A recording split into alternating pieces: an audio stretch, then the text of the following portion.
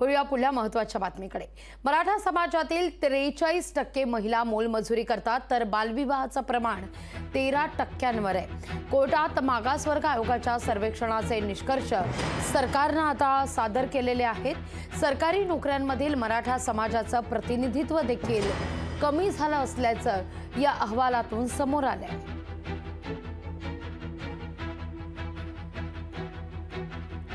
मराठा समाजातील 43% महिला मोलमजुरी करतात, तर बालविवाहाचं प्रमाण 13% आहे, असं आता अहवालातून स्पष्ट होत आहे। कोर्टात मागासवर्ग आयोगाच्या सर्वेक्षणाचे निष्कर्ष सरकारने सादर केलेले आहेत आणि त्यानंतर ही माहिती आता समोर आलेली आहे। मराठा आरक्षणासंदर्भात एकीकडे जरांगे पाटील यांनी एल्गार पुकारलेला असताना दुसरीकडे हा अहवाल आता मांडण्यात येतोय।